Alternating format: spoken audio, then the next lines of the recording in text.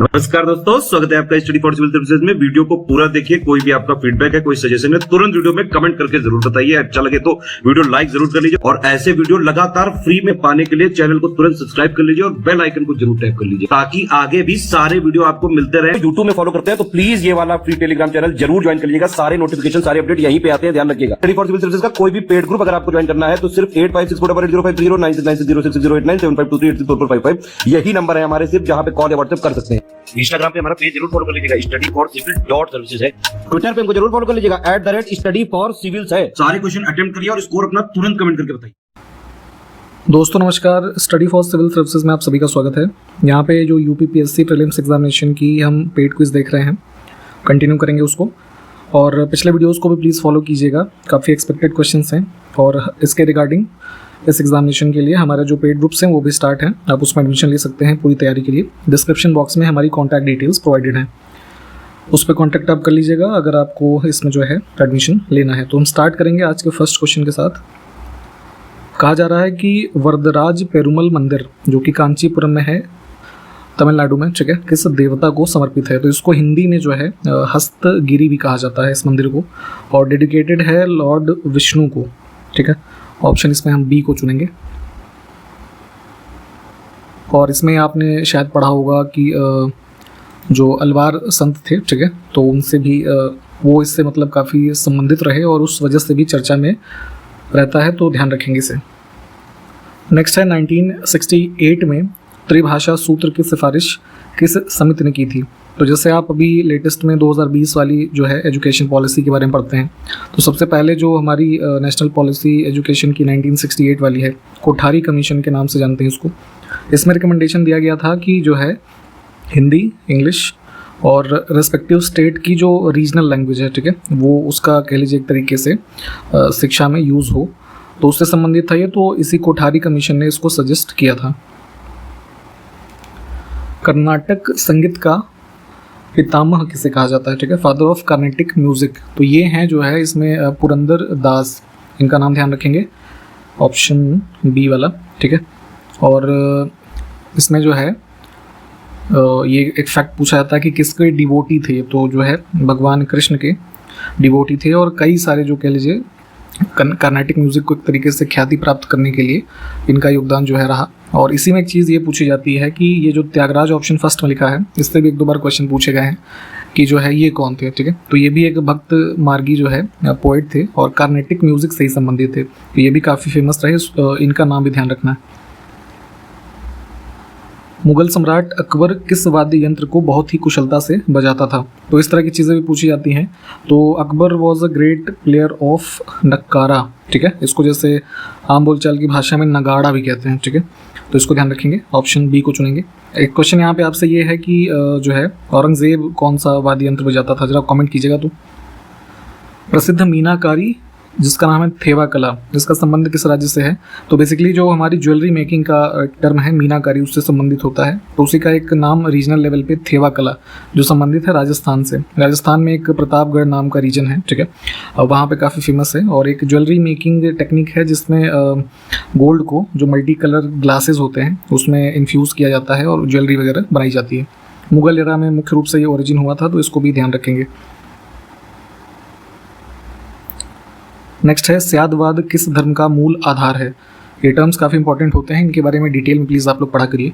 स्यादवाद is related to Jainism, ठीक है, option B को चुनेंगे। फंडामेंटल बेसिस है कह लीजिए, इसके फीचर्स जरा पढ़िएगा, इंपॉर्टेंट है ये। हिंदुस्तान सोशलिस्ट रिपब्लिकन एसोसिएशन का गठन किस वर्ष में किया गया था? तो 1928 के अराउंड देखेंगे, जो एक एंटी कॉलोनियल सेंटिमेंट बहुत ग्रो कर रहा था, तो उसी क्रम में एक संगठन था पहले, उसका नाम आपको बताना है, उसको ही रीनेम करके हिंदुस्तान सोशलिस्ट रिपब्लिकन एसोसिएशन किया गया, कह लीजिए इन्फ्लुएंस में भगत सिंह के मेनली, ठीक है। तो डी ऑप्शन को चुनेंगे। जरा किस संस्थान को रीनेम किया गया था वो भी बताइएगा। तो आप लोग दल बदल विरोधी अधिनियम संविधान के किस अनुसूची में वर्णित है? तो हमारी जो कुल शेड्यूल्स हैं 12, उसमें अलग अलग विषय हैं, तो एक 10th शेड्यूल को ऐड किया गया बाई 52nd अमेंडमेंट 1985, ठीक है। जिसके माध्यम से दल बदल विरोधी अधिनियम, जिसमें पहले क्या होता था कि पॉलिटिकल लीडर जो होते थे एक पार्टी से दूसरी से तीसरी में ऐसे जाते थे, बहुत ही पॉलिटिकल कह लीजिए स्टेबिलिटी नहीं थी उस समय, आप देखेंगे तो उसी को यहाँ पे एक नियम कानून उसके बारे में बताया गया। तो इसके प्रोविजंस को भी पढ़ेंगे आप, इसमें डी विकल्प को चुनते हैं। नेक्स्ट है प्रसिद्ध आदिवासी मेला बेड़ेश्वर किस राज्य में आयोजित होता है?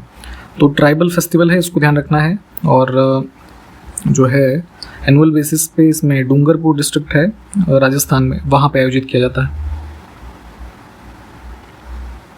नेक्स्ट है वेलिंग वॉल कहाँ पर स्थित है? ठीक है, एक काफ़ी इसकी भी इंटरेस्टिंग हिस्ट्री रही है, डिटेल में चाहे तो पढ़िएगा। जेरूसलम, ठीक है, ज्यूज से रिलेटेड ये एक ऑप्शन फर्स्ट को चुनते हैं। बेसिकली हुआ क्या था कि जैसे सिटी ऑफ जेरूसलम में, ठीक है, ये कह लीजिए सेकंड ऐसा टेम्पल था जो ज्यूज पीपल से संबंधित था, ठीक है। और हुआ क्या था कि अराउंड 70 AD में रोमन्स अटैक्स में जो अन्य टेम्पल थे यहाँ के जितने भी मंदिर थे उन सबको तोड़ दिया गया था। तो एक इकलौता यही जो एक रिमेन कह लीजिए बचा था, है ना, जहाँ पे लोग जाकर के रोते थे। तो इंग्लिश का एक वर्ड होता है वेल, ठीक है, जिसका मतलब ही होता है रोना। तो वहीं से नाम पड़ गया इसका वेलिंग वॉल, ठीक है। तो और डिटेल में चाहे थोड़ा देख लीजिएगा, फिलहाल ऑप्शन फर्स्ट करेक्ट है, इसको ध्यान रखेंगे। एक सेकेंड टर्म भी है इसका, वेस्टर्न वॉल भी कहा जाता है, ठीक है, इस टर्म को भी हो सके तो ध्यान रखें। भारतीय पुरातत्व सर्वेक्षण निम्नलिखित विभाग या मंत्रालय में से किसका संलग्न कार्यालय है? तो आर्कियोलॉजिकल सर्वे ऑफ इंडिया वैसे ओरिजिन तो है ब्रिटिश टाइम पीरियड से, लेकिन देखेंगे जैसे इंडिपेंडेंस के बाद ये हमारा केंद्र सरकार की जो मिनिस्ट्री ऑफ कल्चर है, ठीक है, उसका एक एसोसिएट ऑफिस है, ठीक है। जितने भी हमारे आर्कियोलॉजिकल मॉन्यूमेंट्स हैं, है ना, उनके प्रिजर्वेशन, मेंटेनेंस, इन सब का मुख्य रूप से कार्य है इनका। भारत सरकार ने 2026 तक कितने भूकंप वेधशालाओं को स्थापित करने का लक्ष्य रखा है? तो ये जो है बेसिकली अर्ली डिटेक्शन ऑफ कह लीजिए अर्थक्वेक के लिए जो अलग अलग स्थानों पे पूरे भारत में ऑब्जर्वेटरीज इस्टेब्लिश की जाती हैं, तो उसी क्रम में ये न्यूज़ थी। अभी जो है कि अभी के आंकड़ों के हिसाब से देखें तो हमारे पास कुल लगभग 150 ऑब्जर्वेटरीज हैं और इसके साथ ही 100 और ऐड करने का लक्ष्य 2026 तक है, ठीक है। तो इस चीज़ को ध्यान रखेंगे। प्रोजेक्ट एरो का संबंध किसके आधुनिकीकरण से है? तो अराउंड जो है 2008 में प्रोजेक्ट एरो चलाया गया था डिपार्टमेंट ऑफ जो पोस्ट है उसके मॉडर्नाइजेशन के लिए, जहाँ पे एक डिजिटल सिस्टम पूरा डेवलप किया जाए, है ना, कंप्यूटराइज, और जैसे स्पीड पोस्ट वगैरह, तो इन सब से संबंधित था ये। इसमें विकल्प बी। अगला है स्टैनली जलप्रपात किस नदी पर स्थित है? तो स्टैनली या फिर इसको जो है बोयामा, ठीक है, ये फॉल्स भी बोयामा फॉल्स भी कहते हैं, और कॉन्गो रिवर की एक कह लीजिए ट्रिब्यूटरी है लुआ लाबा करके, ठीक है। तो अगर वो ऑप्शन है तो ठीक है, अदरवाइज कॉन्गो को ही चुनेंगे, तो बी विकल्प हो जाएगा। नूबियन मरुभूमि किस देश में स्थित है? तो ये डेजर्ट है, नूबियन डेजर्ट, अफ्रीका में, इसमें सूडान, ऑप्शन सी। सरगैसो सागर किसके मध्य में पाया जाता है? तो ये जो है इकलौता ऐसा है कि जिसकी कोई लैंड बाउंड्री नहीं है, ठीक है, और इंटायरली अटलांटिक ओशन का पार्ट है, ऑप्शन फर्स्ट। इसको मैप में लोकेट कीजिएगा। कस्तूरबा गांधी बालिका विद्यालय योजना की शुरुआत कब की गई थी? तो भारत सरकार के द्वारा अगस्त 2004 में, ठीक है, इसको स्टार्ट किया गया था। मुख्य पर्पज़ ये था कि जो है रेजिडेंशियल स्कूल्स है ना सेटअप किया जाए इनके लिए, मतलब ये अपर प्राइमरी लेवल पे जो स्कूल्स होते हैं उसमें जितनी भी गर्ल्स हैं, खास करके SC ST और OBC समुदाय की, ठीक है, तो भारत के कुछ जो ऐसे कुछ ज़्यादा पिछड़े एरियाज़ थे वहाँ पे इनको सेटअप करने की योजना स्टार्ट की गई थी। देखिए आम का जो फल होता है, तो आम की एक दशहरी किस्म होती है और नीलम, ठीक है, तो इनको क्रॉस ब्रीडिंग करके कौन सी किस्म विकसित की गई है ये बताना है। तो हाइब्रिड वैरायटीज़ कई सारी आम की हैं जो मुख्य रूप से जो हमारा इंडियन एग्रीकल्चरल रिसर्च इंस्टीट्यूट है न्यू दिल्ली का, इनके द्वारा डेवलप किए गए, जैसे मल्लिका, आम्रपाली, रत्ना, सिंधु, ठीक है, तो ये कुछ नाम है। तो जैसे उसी में पूछा गया है यहाँ पे कि अब दशहरी और नीलम का जो क्रॉस है वो कौन सी वैरायटी है, तो ये है आपका आम्रपाली, है ना, ऑप्शन सी। इरूला जनजाति किस राज्य में निवास करते हैं ये बताना है। तो ये एक ट्राइब है, इसमें मोस्टली जो नॉर्दर्न तमिलनाडु का पार्ट है यहाँ पे इनका हैबिटाट है। लेपचा और भूटिया जनजातियां कहाँ पर पाई जाती हैं? तो आप सिक्किम में देखेंगे तो मुख्य रूप से 3 एथनिक ग्रुप हैं यहाँ पे, लेपचा, भूटिया और नेपाली, ठीक है। तो डी विकल्प को चुनेंगे। 2027 के फुटबॉल एशियन कप की मेज़बानी कौन सा देश करेगा? तो ध्यान रखना है ये एशियन कप है फुटबॉल का, तो ये आयोजित होगा सऊदी अरब के द्वारा। आप ये बताएं कि जो अगला हमारा फीफा वर्ल्ड कप होगा, है ना, जो इंटरनेशनल होता है, वो कहाँ पे, किस देश में आयोजित होगा? यक्षगान नामक लोक नृत्य का संबंध किस राज्य से है? तो ये जो है मोस्टली देखेंगे तो काफ़ी कलरफुल अटायर वगैरह, है ना, पहन के मेकअप वगैरह के साथ, मुख्य रूप से पुरुषों के द्वारा ही मंदिरों में किया जाने वाला एक लोक नृत्य है और संबंधित है कर्नाटका से। अगला है भारतीय संविधान के निम्नलिखित में से कौन सा अनुच्छेद राज्यपाल को अध्यादेश जारी करने की शक्ति प्रदान करता है? तो जैसे जब विधानसभा का सेशन नहीं है, ठीक है, तो ऐसी स्थिति में मान लीजिए कोई अर्जेंट में लॉ लेके आना है, उसकी ज़रूरत है, तो इस पर्पज़ से ऑर्डिनेंस इशू किए जाते हैं, अध्यादेश, राज्य स्तर पे गवर्नर के द्वारा और केंद्र पे प्रेसिडेंट यानी राष्ट्रपति के द्वारा, ठीक है। तो स्टेट में ये आर्टिकल है 213 और प्रेसिडेंट का है 123, ठीक है। तो यहाँ पे कुछ लॉजिक लगा के इसको याद कर लीजिए क्योंकि नंबर दोनों में सेम है। संसद में पहला लोकपाल विधेयक कब रखा गया था, ये बताना है। तो जो है देखिए, लोकपाल की हिस्ट्री बहुत लंबी रही, जो फाइनली आकर के हमारा लास्ट में लोकपाल अपॉइंट हुए फाइनली भारत के 2019 में, ठीक है। तो सबसे पहले 1968 में जो है पहला बिल इसका जो है पार्लियामेंट में, लोकसभा में इंट्रोड्यूस किया गया था। तो उस समय के लॉ मिनिस्टर थे अशोक कुमार सेन, उन्होंने सजेस्ट किया था 1960s में, ठीक है, कि जो है एक हमारा कॉन्स्टिट्यूशनल जो लोकपाल है भारत का वो होना चाहिए। तो उसी क्रम में 1968 में जो है एडवोकेट शांति भूषण थे एक, उन्होंने ये बिल इंट्रोड्यूस किया था पार्लियामेंट में, ठीक है। हालांकि उस समय पास नहीं हुआ, फिर लेटर ऑन कई सारे इसके अपडेट्स हैं, पूरा पढ़ लीजिएगा। और एक क्वेश्चन ये पूछते हैं कि लोकपाल टर्म किसने दिया था? तो ये जो है LM सिंघवी के द्वारा ये टर्म डिफाइन किया गया या कॉइन किया गया कह लीजिए 1963 में, ठीक है। क्योंकि जैसे इंग्लिश का वर्ड होता है ओम्बड्समैन, ठीक है, तो उसी का हिंदी रूप में यहाँ पे बनाया गया इसको। और लेटर ऑन हमारा जो है फाइनली यहाँ पे 2019 में जाके ये पूरी प्रक्रिया होती है। तो इसमें फिलहाल ऑप्शन सी। द्वितीय पिछड़ा वर्ग आयोग का गठन किसकी अध्यक्षता में हुआ था? तो जो आप मंडल कमीशन को जानते हैं, उन्होंने रिकमेंडेशन दिया OBCs के रिजर्वेशन के रेफरेंस में। तो BP मंडल ये जो है बिहार के एक्स चीफ मिनिस्टर रहे थे और इनकी अध्यक्षता में ये मंडल कमीशन बना, ठीक है, 79 में। और नेक्स्ट ईयर इन्होंने अपनी रिपोर्ट जो है वो सबमिट की थी, ऑप्शन बी। एक क्वेश्चन ये है कि फर्स्ट जो बैकवर्ड क्लासेस कमीशन था वो किसकी अध्यक्षता में था, ये जरा बताइए। एशिया और उत्तरी अमेरिका को जो जल डमरू मध्य अलग करता है कौन सा है? तो हमारा ये जो बेरिंग स्ट्रेट है, ठीक है, देखेंगे तो ये जो है कनेक्ट करता है पैसिफिक और आर्कटिक ओशंस को, और इधर सेपरेट करता है जो क्लोजेस्ट पॉइंट है एशिया और नॉर्थ अमेरिका का, ठीक। इन चीज़ों को मैप पे लोकेट कर लिया करिए साथ के साथ, तो याद रहेगा।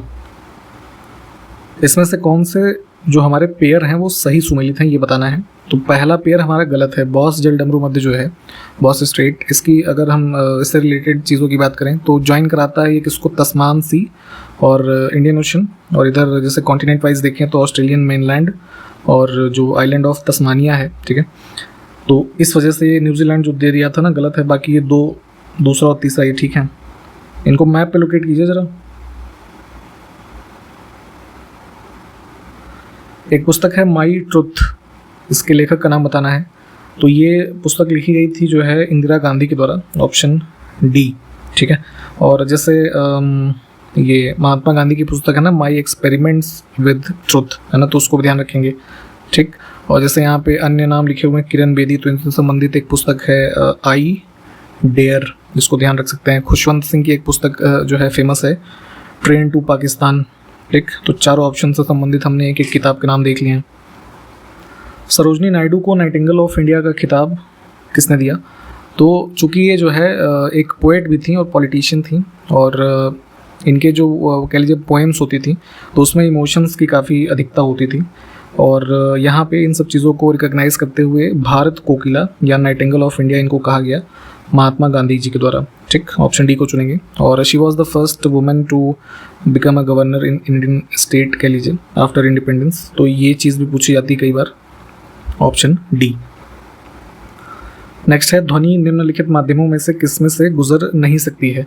तो साउंड वेव्स हमारी कहाँ ट्रैवल नहीं करती हैं, वैक्यूम में यानी कि निर्वात में।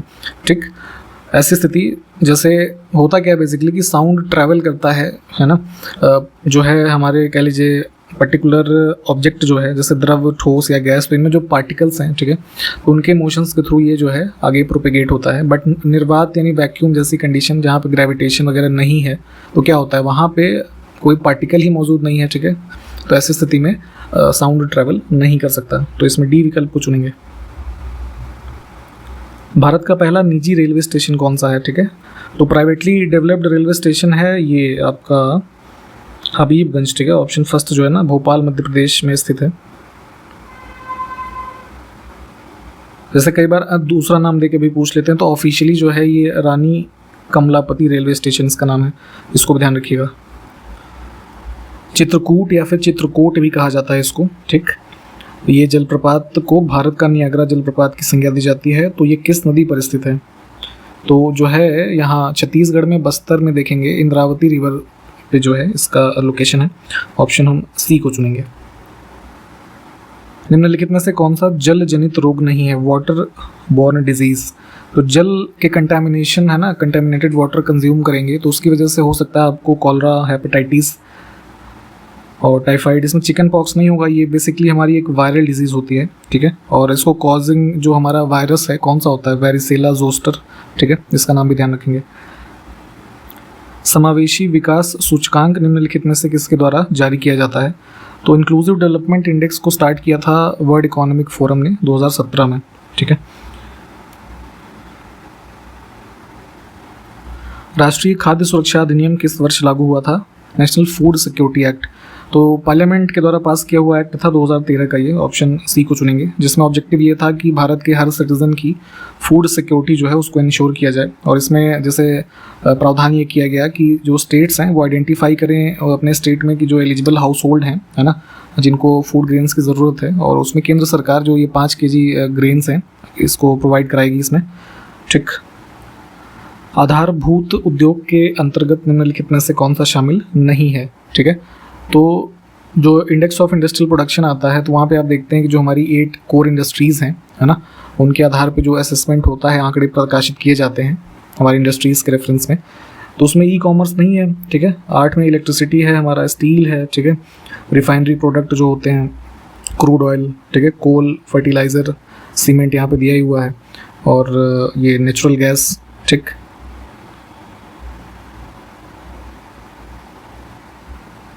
इसमें से कौन सा पहाड़ी दर्रा जो है उत्तरी अफगानिस्तान को काबुल प्रांत से जोड़ता है। तो अफगानिस्तान में देखेंगे हिंदू कुश का रेंज का भाग है हमारा ये सेलांग पास। ठीक है, ऑप्शन बी। तो नॉर्दर्न अफगानिस्तान को काबुल से जोड़ने का इसका कार्य है, ऑप्शन बी। भारत की G20 अध्यक्षता के अंतर्गत वर्ष 2023 में पहली बार निम्नलिखित में से क्या शुरू किया गया। तो अभी देखिए G20 का हमारा समिट कंक्लूड हुआ है, बहुत सारी चीज़ें जो हैं, पूरा डेली डिक्लेरेशन आप पढ़िएगा और उसके जो की थिंग्स हैं कह लीजिए उसको अपने नोट्स में भी मेंशन कीजिएगा, ये चीज़ें आने वाले दिनों में पूछी जाएंगी। ठीक है, तो उसी क्रम में अभी जो है एक G20 की अध्यक्षता के दौरान ही गुड़गांव में एक समिट हुआ जिसमें जुलाई में, तो वहाँ पे स्टार्टअप 20 जो है इनिशिएटिव स्टार्ट किया गया है। ठीक है, स्टार्टअप इकोसिस्टम को जो है स्ट्रेंथन करने के लिए, और आगे जैसे ग्लोबल बायोफ्यूल अलायंस वगैरह भी इसमें थे। तो इन सब चीज़ों के बारे में डिटेल में पढ़िएगा। यहाँ पे इस ऑप्शन में जो दिया हुआ है इसको चुनेंगे हम।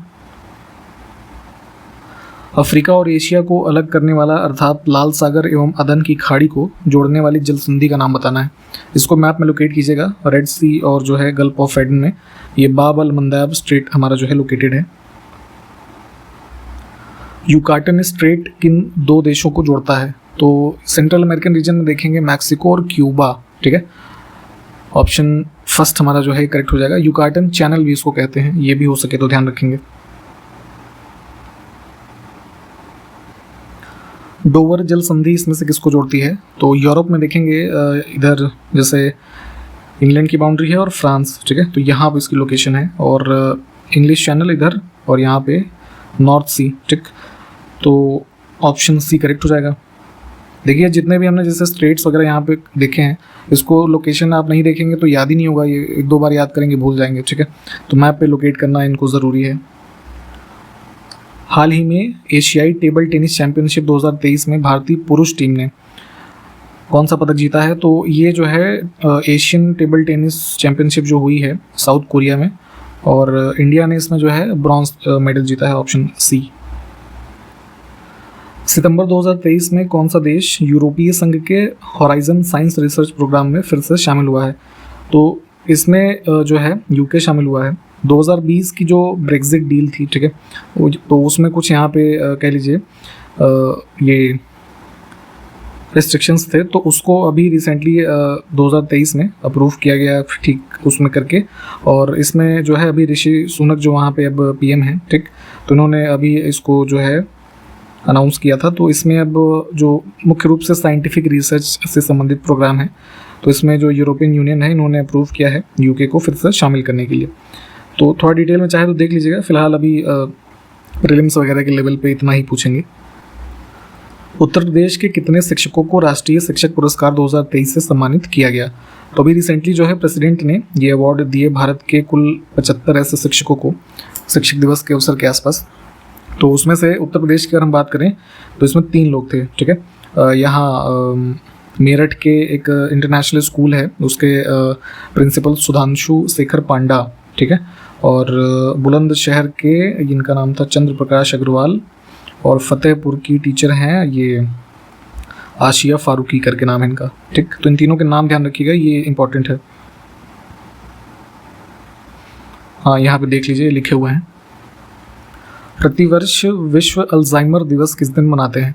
तो अल्जाइमर एक बीमारी होती है, मुख्य रूप से कह लीजिए हमारे ब्रेन से संबंधित एक डिसऑर्डर है, जिसमें हमारे सोचने और है ना जो कह लीजिए किसी पर्टिकुलर स्किल को डेवलप करने की क्षमता समाप्त हो जाती है, उसको डिस्ट्रॉय करती है बीमारी। तो इसके प्रति अवेयरनेस फैलाने के लिए एक डे ऑब्जर्व करते हैं प्रतिवर्ष 21 सितंबर। हाल ही में प्रसिद्ध हिंदुस्तानी शास्त्रीय गायिका मालिनी राजुरकर, यहाँ पे किस शब्द, कोई बात नहीं, इनका निधन हो गया बेसिकली। तो वो किस घराने से संबंधित थी ये बताना है।